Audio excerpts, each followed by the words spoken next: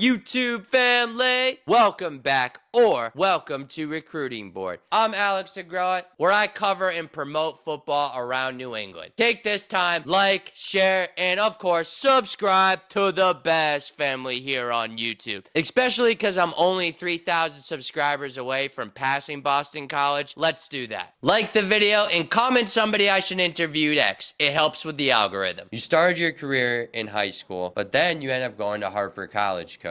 Where you spend a significant amount of time. I did. If you want to talk about Harper and that part of your career. Yeah, you know, I was working at a drive-through coffee shop. I was already like a year removed from my education, and there's like some statistics out there that say, hey, boy, if you don't get back to college, man, you're not going to get back. My boss, his name was John Jaworski, and I really appreciate him and collaborated with him, and he said, hey, why don't you go to Harper College down the road and see if they'll accept you as a volunteer or whatever. And so I called up their coach, and I just had a way about it, just like I did at Mankato, just kind of show up and make myself available. And so I said, hey, I'll work for free. I'll do whatever you need me to do. His name is John Elizik. He's still living. He's the winningest junior college head coach in history. Instrumental in getting me to where I am today. As a coach, as a man, poured into me, developed my coaching acumen. Never gotten to Grand Valley without him. I mean, I remember that first year, man, I was like trying to draw stuff on the board. I don't think I could draw like 11 guys on a whiteboard, but I just kept working at it. And then I became the recruiting coordinator, and then I was the D-line coach, and then I kind of helped out with the O-line. By the end of it, like Coach Eli says, I was doing the work of 3 people. I was breaking down film. I was running tackling charts, every job imaginable I could find. I was in it. I was consumed by it, and I wanted to be a great coach. I would watch clinics. I would listen to him. I would draw things up on my own. I'd sit in front of whiteboards, and this was the start of it. All the while I was at Harper, you know, I tell this story a lot, you know, for young guys to try to inspire them a little bit, to say, hey, even if you're going through some hard times, you can make this, man. Like, if I can make it, you can make it. Really, for like 5 years, I went to school part-time at night. I worked at the coffee business from like 5:30 to 1:30, and then I would like coach from 2:30 to about 5. Go and shower, and then I used to have class from like 6 to 9. So it's a hustle, Coach. I did that for 5 years because I had a vision of what I wanted to become, and this was the steps that was necessary for me to be successful in my reality. I knew it was a 2-year degree, but it was going to take me 5 years. I just said, if I continue to work hard, there's going to be an opportunity, and God's going to bless me with something, man. That kind of culminated into the Grand Valley opportunity, and Coach Eli connected with Brian Kelly and said, hey, I don't know what you have up there, but I have this guy here. He does the work of 3 dudes. This guy's a no-brainer. If you have any opportunity, give him an opportunity. We'll talk about Grand Valley. Yeah. I want to talk more about JUCO, though, Coach. I feel like that's a whole world people don't understand up here.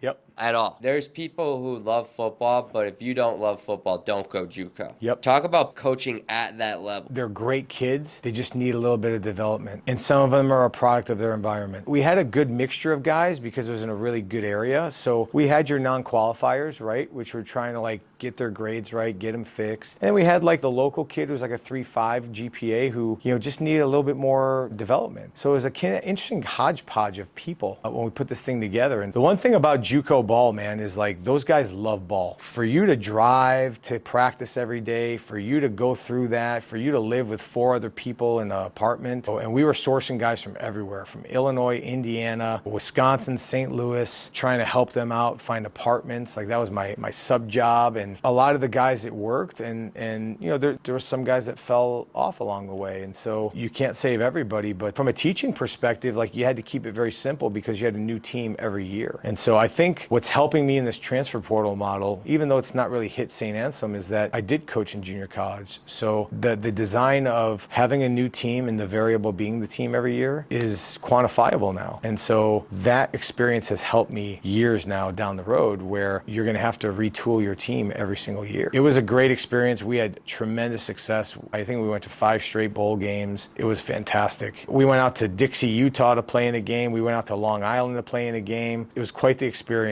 And Coach Eli was a tremendous leader for us. And how would you say Harper shaped you in your career now? Having to wear a lot of hats. We do it at this level. When I was at the Division I level, I was taken back a little bit because I have to wear as many hats. And they're like, okay, well, we have people for that. I'm like, well, that's what I've always done, though. You know what I mean? Like, I'm dragging out the bags by myself. You know, I'm taking bags off and putting them on the bus. No, well, we have people for that. Okay, I get that, but that's not who I am. It's continued to shape and mold what I consider my personal BCM, my blue collar mentality, outworking people, having relentless work ethic, and putting team over me. That's kind of where it started. We had really good culture, even though that team like moved all the time and it was constantly in and out and people coming in and out of the program because it's junior college. But it's kind of cool to see a guy who you've taken and then see him go to college and utilize that opportunity to better himself. And he might have came in as a 2.0 or 1.9 GPA and now he's leaving and he's getting a college degree. I just learned not to judge people at that spot. Everyone has a different story. And I empathized and I related with a lot of kids because they were from single parent families. They were first generation kids. They were non-traditional kids. They didn't have money like I did. I understood that hustle. Well, I appreciated that hustle that they had. And it was a different relationship I had with those kids than I do like at a place like this.